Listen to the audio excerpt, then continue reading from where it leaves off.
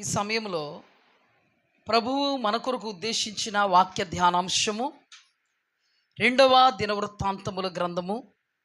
పరిశుద్ధ గ్రంథాలు తెరిచి చూడండి అమ్మా. 2వ దినవృత్తాంతాల గ్రంథము 7వ అధ్యాయము 14వ వచనం. 2వ దినవృత్తాంతాల గ్రంథము 7వ అధ్యాయము 14వ వచనం. నా పేరు పెట్టబడిన నా జనులు తమను తాము తగ్గించుకొని ప్రార్థన చేసి నన్ను వెదికి తమ చెడు మార్గములను విడిచిన ఎడల ఆకాశము నుండి నేను వారి ప్రార్థనను విని వారి పాపమును క్షమించి వారి దేశమును స్వస్థపరచుదును. ఈ మాట చాలా ప్రాముఖ్యమైనటువంటి మాట, మన జీవితంలో అన్వయించుకోదగినటువంటి మాట, మన జీవితంలో అప్లై చేసుకోవాల్సినటువంటి మాట. చూడండి, మనకి ఏదన్నా గాయమైందనుకోండి, సపోజ్ గాయమైనప్పుడు మనం అప్లై చేసుకుంటాం. ఏం అప్లై చేసుకుంటాం? ఆ గాయానికి సంబంధించిన మెడిసిన్ అనబడేటువంటి ఆ ట్యూబ్ని మనం అప్లై చేసుకుంటాం. ట్యూబ్ మన దగ్గర ఉంది, గాయం కాలుకి ఉంది, అప్లై చేసుకోలేదు, ఏమవుద్దో తెలుసా? గాయం ఎక్కువైపోద్ది. అది ఎక్కడి వరకు వెళ్ళిపోద్ది అంటే సెప్టిక్ అయిపోద్ది. అంటే మనం కందిపప్పు కాకుండా పెసరపప్పులు, శనగపప్పు అని ఆ పప్పులు ఈ పప్పులు తినేసామనుకో, అది ఇంకా ఎక్కువైపోద్ది. దాన్ని మనం శ్రద్ధ చేయలేదనుకో, డాక్టర్ దగ్గరికి వెళ్తే సెప్టిక్ అయిపోయింది, ఎంతవరకు ఎందుకున్నా నీకు తగిన శాస్తి కాలు తీసేస్తా ఉంటారు. గోటుతో పోయేది గొడ్డల వరకు వెళ్ళిపోద్ది. మన అనుదిన నిత్య జీవన విధానంలో మనం ఇలా అర్ధమర్ధాలే మన మట్టుకు మనమే మన నెత్తి మీద నిప్పులు కుంపడి తెచ్చి పెట్టుకున్న జాబితాలో మనం ఉంటాం. అలాగే వాక్యం ఇక్కడే ఉంది, ఆత్మ సంబంధమైన రోగం మనలోనే ఉంది. ఈ వాక్యాన్ని ఆత్మ సంబంధమైన రోగము అనబడేటువంటి మన రోగానికి ఆత్మ సంబంధమైన రోగం, ఈ రోగానికి అప్లై చేయలేదనుకో, అది కూడా సెప్టిక్ అయిపోయేటువంటి ప్రమాదం వచ్చేసి చివరికి నాశనానికి నడుపుద్ది. మన అనుదిన జీవన విధానములోనూ మన చేతుల్లోనే ఉంది. మన ఆధ్యాత్మికమైన జీవన విధానము సాఫీగా సాగాలన్నా, దేవునికి అనుకూలంగా ఉండాలన్నా, మన ఆత్మీయ జీవితం ఆరోగ్యవంతంగా ఉండాలన్నా మన చేతుల్లోనే ఉంది. మనల్ని ఎవరో లాక్కొచ్చి పెట్టరు ఇక్కడ, నన్ను ఎవరో పెట్టలేదు ఇక్కడ, లాక్కొచ్చి ఏ గేదో ఏ ఆవో ఈడిసి పెట్టలేదు నన్ను ఇక్కడ, మిమ్మల్ని అలా పెట్టలే. ఎవరికి వాళ్ళు ఎలా రావాలి దేవుని దగ్గరికి? తల్లి చెప్పారు, సిద్ధపడి రాగలగాలి. సిద్ధపడి రాగలగాలి. సిద్ధపడి వచ్చినటువంటి మీకు దేవుడు అప్లై చేసుకోవడానికి అనుదినము కూడా ఆయింట్మెంట్ ఇచ్చి పంపిస్తున్నాడు. ఇంటికి వెళ్ళిన తర్వాత గాయం అలాగే ఉంది, ఆయింట్మెంట్ పక్కన పడేసి మన పనుల్లో మనం ఉన్నాం అనుకో, జబ్బు ఎక్కువైపోద్ది, తగ్గదు. నువ్వు ఇక్కడికి రావాలి, దానికి సంబంధించిన జబ్బుకు సంబంధించినటువంటి మెడిసిన్ ఇంటికి పట్టుకెళ్ళాలి. నువ్వు ఇక్కడికి రావట్లేదంటే అర్థం ఏంటి? మాకు గాయాలు ఉన్నానండి, మెడిసిన్తో సంబంధం లేదండి, మాకు గాయాలైనా మెడిసిన్తో మాకు సంబంధం లేదండి. మరి ఎలా తగ్గిపోద్ది? ఇమ్యూనిటీ పవర్ ఎక్కువైపోయిందా నీకు? అంటే ఇమ్యూనిటీ పవర్ ఎక్కువైపోయి నిన్ను డిస్కుని చేసేద్దాం. ఇప్పుడు ఆత్మ సంబంధమైన రోగముతో డిస్కుని చేసేద్ది ఇమ్యూనిటీ పవర్. ఈ వాక్యం అంతా ఆదికాండం నుంచి ప్రకటన గ్రంథం వరకు తాగేసావు, సూప్ చేసుకుని నువ్వు, అది సచ్చే వరకు పనిచేసేద్ది నీకు. ఈరోజు తీసుకున్న ఆహారం సాయంత్రానికి కాదు కదా, మధ్యాహ్నానికి పనిచేయదు నీకు. అందుకే మనకి ఏం కావాలి? దేవుడిచ్చేటువంటి వాక్యం అనేటువంటి ఔషధం మనకు కావాలి. హల్లెలూయా.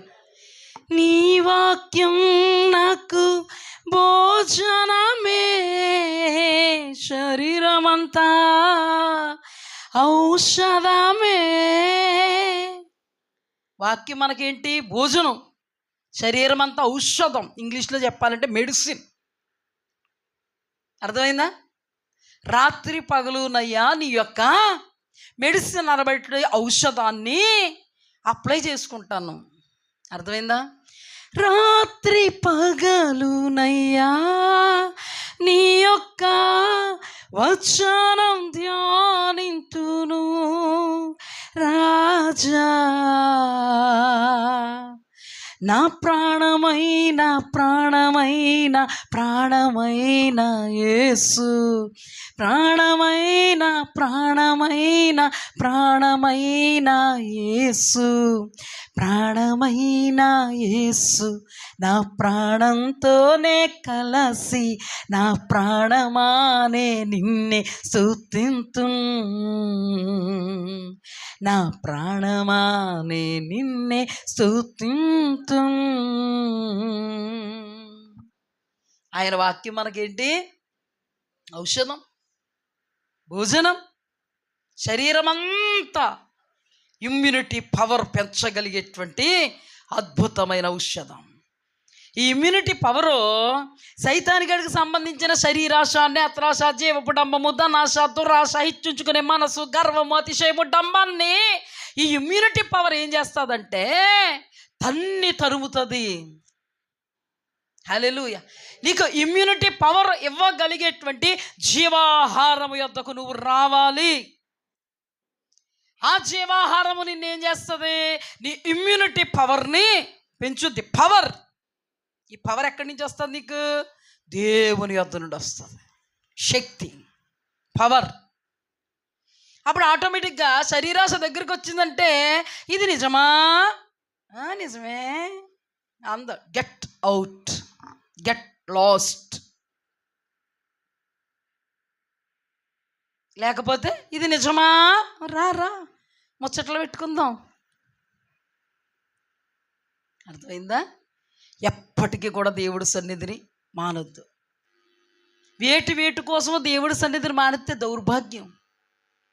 మనం దేవుడి సన్నిధి కొరకు అనుకూలపరుచుకోవాలి మన శరీరాన్ని, మన ఆత్మను, మన పనులను, మన పరిపాట్లను. ఒక ఫంక్షన్ వచ్చేటోడికి అనుకూలపరుచుకోవు. హాస్పిటల్కి వెళ్ళాల్సి వచ్చిన ఫంక్షన్ వస్తే ఏం చేస్తావు? హాయ్ బాబా ఫంక్షనా, హాస్పిటల్కి తర్వాత వెళ్తాం. మా ట్యాబ్లెట్లు లేవు, షాపులో తెచ్చేసుకుని వేసుకుంటాను. ఒక ట్యాబ్లెట్టే కదా. దేవుడి దగ్గరికి వస్తాను, అప్పుడు జయం వస్తుంది నీకు. నేను నీకు చెప్తున్నాను, దేవుడు కొరకు నిన్ను నువ్వు సాక్రిఫైస్ ఎప్పుడైతే చేసుకుని దేవుడి పనిలో నిలబడతావో దేవుడు నీ పనిలో విజయం ఇస్తాడు.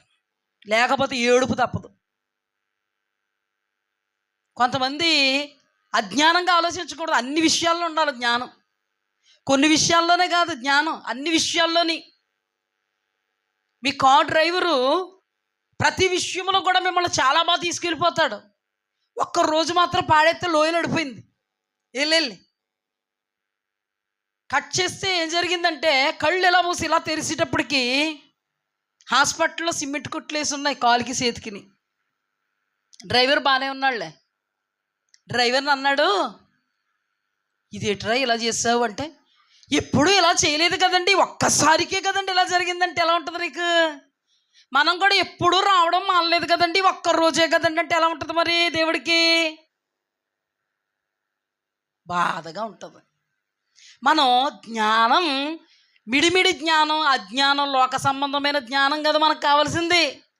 దైవికమైన జ్ఞానం మీరు ప్రదర్శిస్తే దైవజనులుగా మాకు సంతోషం కలుగుద్ది. కాకరకాయ అన్నవాడు కేకరగా అంటే వాడినే కొడతాడు ముందు. అర్థమైందండి? అందుకని ఇప్పుడు కూడా మనం దేవునిని బట్టి జ్ఞానులు అవుదాం. జ్ఞానులు ఎగరేసుకుంటూ వచ్చారు. ఎక్కడికి? తూర్పు దేశపు జ్ఞానులు అంటే వాళ్ళ పేరు జ్ఞానులు. ఏం పేరండి? మనం చాలా జ్ఞానులమే. ఏ జ్ఞానమో? మిడిమిడి జ్ఞానం, దెయ్యాల జ్ఞానం. వాళ్ళ జ్ఞానం కూడా జ్ఞానులు పేరుకి. మనం కూడా జ్ఞానులమే. ఎక్కడుంటుంది జ్ఞానం అంటే, ఏ కూర ఉండాలో కూర తక్కువకుంటే వంకాయ బంగాళదుంప రెండేసేస్తే కూర ఎక్కువైపోద్ది కదా. అందులో ములక్కాడు కూడా పాడేస్తే కొన్ని ఉల్లిపాయలు ఎత్తే ఇంకా 10 మందికి ఎట్టేయచ్చు కదా. ఆ జ్ఞానం చాలా బాగుంటుంది. కానీ ఆ జ్ఞానం ప్రతిదానికి పనిచేద్దండి? పనిచేయదు. ఇప్పుడు ఈ జ్ఞానులే. మరి జ్ఞానం దేనికి పనిచేసింది? జ్ఞానులకి ఎల్లెల్లెల్లెల్లెల్లి యేసుప్రభు పుట్టాడు, ఎల్లెల్లెల్లెల్లి యేసుప్రభుని అప్పచెప్పేస్తాను, మేడ మీద తలక తీసేద్దిగా అన్నట్టు ఉంది జ్ఞానం. కానీ ఈ జ్ఞానానికి దైవ జ్ఞానము తోడైతే అది అస్సలు సిసలైనటువంటి జ్ఞానం. హల్లెలూయా.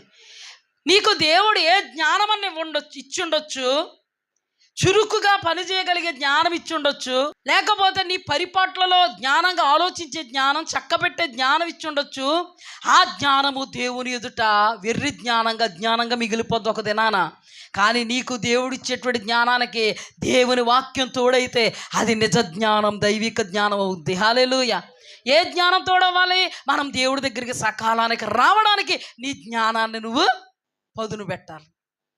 దేవుని సన్నిధిని మానకుండా లోక సంబంధమైన వాటి విషయంలో దేవుణ్ణి మాత్రమే ముందు పెట్టేటువంటి విషయంలో నీ జ్ఞానానికి నువ్వు పదును పెట్టాలి. అప్పుడు నీలో ఉన్న జ్ఞానం పెంపొందుతుంది. నీకు జ్ఞానం ఇచ్చేది దేవుడే. హల్లెలూయా. బుద్ధి జ్ఞాన బాహుళ్యములు ఎక్కడున్నాయి?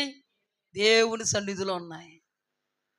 ఫంక్షన్కి వెళ్ళడానికి మాత్రం మనం ఎన్ని చేస్తామంటే చెప్పాల్సిన వాడి దగ్గర ఆ అబద్ధం చెప్పి ఈ అబద్ధం చెప్పి ఇప్పుడు ఇలాగ అయిపోయిందండి అని చెప్పి ఫంక్షన్కి వెళ్తాం.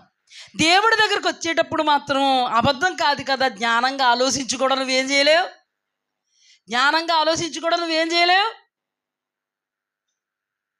రెండమ్మా, జ్ఞానంగా ఆలోచించి దేవుడి సన్నిధికి బాటలు వేసుకోలేవు. జ్ఞానంగా ఆలోచించి ద్వారాన్ని తెరుచుకోలేవు. నీ జ్ఞానం లోక సంబంధమైన దాని కొరకు ద్వారాన్ని తెరిచేస్తుంది. లోక సంబంధమైనవి సక్సెస్ చేసుకోవడానికి మన జ్ఞానులం కదండి. తూర్పు దేశపు జ్ఞానులంత జ్ఞానం. ఇది ఏం చేస్తుందంటే లోక సంబంధమైన పరిపాట్లను మాట రాకుండా, మాట మీద ఎంచుకోకుండా, ఎవరైనా ఏమన్నా అనుకుంటారేమో అన్నదానికి, స్కూల్ మానడానికి, కాలేజ్ మానడానికి, పని మానడానికి, జాబ్ మానడానికి, లీవ్ తెచ్చుకోవడానికి, మనం ద్వారం తెరుచుకోవడానికి, ఆ ద్వారంలో నుండి సేద పరిపాట్లోకి వెళ్ళిపోవడానికి మన జ్ఞానం అక్కడికి వస్తుంది. కానీ ఆదివారం ఆరాధన కొరకు సమయానికి రావడానికి ద్వారం తెరుచుకుంటున్నావా? లేదా దేవుడు సన్నిధిని ఎగ్గొట్టకుండా లోక సంబంధమైనది ఎగ్గొట్టగలిగే జ్ఞానం ఉందా నీకు? ఎందుకు వచ్చిన జ్ఞానం అంటాను నేను? మిడిమిడి జ్ఞానం. దైవిక జ్ఞానం ఎప్పుడవుతుందో తెలుసా? దేవుని వాక్యం కొరకు నువ్వు ప్రాకులాడితే, నువ్వు జ్ఞానాన్ని ఉపయోగిస్తే అది దైవికమైన జ్ఞానం అవుద్ది.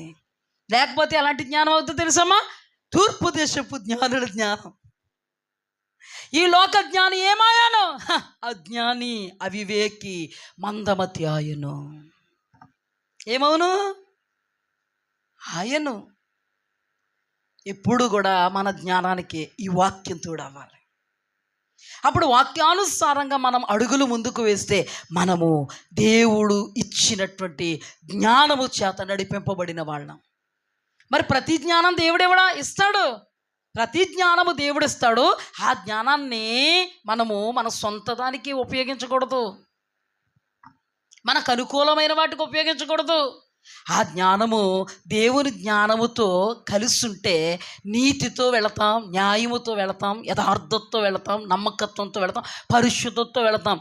ఇవన్నీ పక్కన పెట్టి నీ జ్ఞానం మిడిమిడి జ్ఞానం అంటే అవకతవక జ్ఞానం, అంటే అర్ధామర్ధ జ్ఞానం. మన కన్నడ భాషలో అర్ధమర్ధ కన్నడ పదమేనా?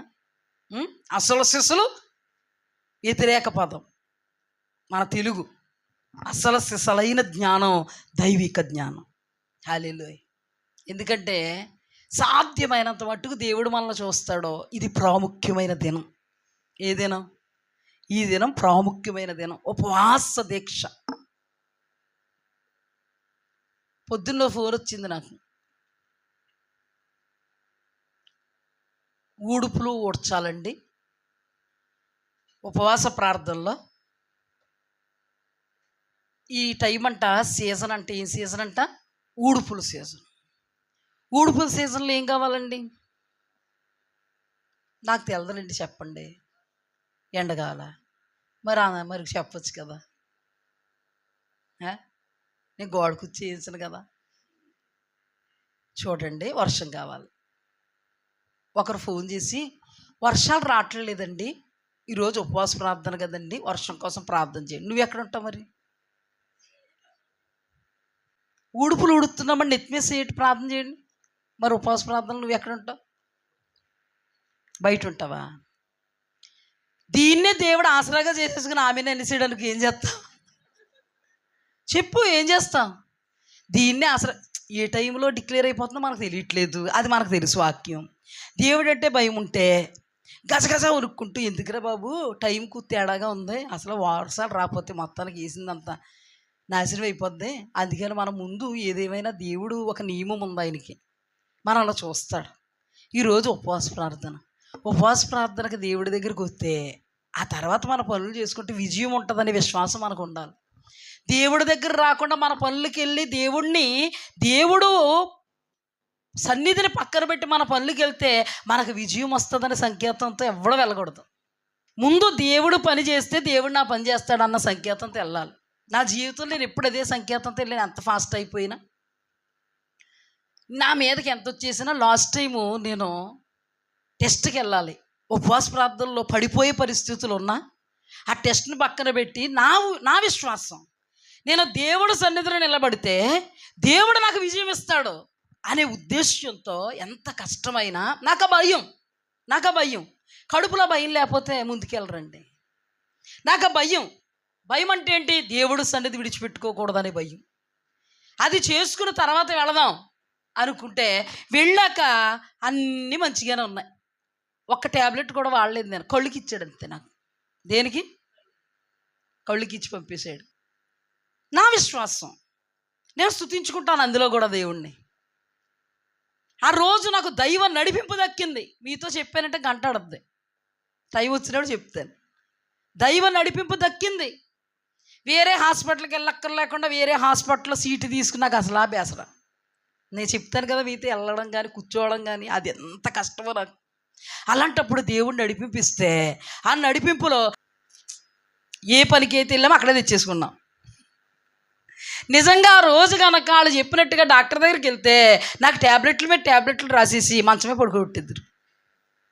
నా విశ్వాసం, నీకు ఒక విశ్వాసం ఉండాలి వ్యక్తిగతంగా. అది ఏ విశ్వాసం అయి ఉండాలి? దేవునిని ఘనపరచాల్సిన విశ్వాసమై ఉండాలి. మనము దేవుడి సన్నిధిలో నిలబడితే కనబడితే ఆయనకు చాలు, ఆయన చూసుకుంటాడు. దేవుడి సన్నిధిని ఎగ్గొట్టి చేస్తామను ఏమండి? అందులో చాలా ఉంది. అది నా విశ్వాసం. సోమా, విశ్వసించువాడు కలవరపడ్డు, నీ విశ్వాసమే నిన్ను స్వస్థపరిచింది అన్నాడు దేవుడు. నేను ఆ విశ్వాసంతో వెళ్తాను ఎప్పుడైనా సరే. ఒక్కడే చెప్తున్నా, దేవుడి కోసం ప్రియారిటీ ఇవ్వండి. దేవుని కోసం ఆలోచించడం ప్రారంభించండి. దేవుని సన్నిధి కోసం ఆలోచించడం ప్రారంభించండి. నీ కోసం నువ్వు ఆలోచించుకోవాల్సిన పరిస్థితులు వచ్చాయా? ఆలోచన దేవుడిస్తాడు, నడిపింపు దేవుడిస్తాడు, విజయం దేవుడిస్తాడు, సమస్తము సమకూడి మేలు కొరకు జరిగిస్తాడు. ఇది ఆచారం కాదా, విశ్వాసం. హల్లెలూయా. నీ విశ్వాసమే నీకు విజయాన్ని ఇస్తుంది. హల్లెలూయా. దేవునికి మహిమ కలుగునుగా.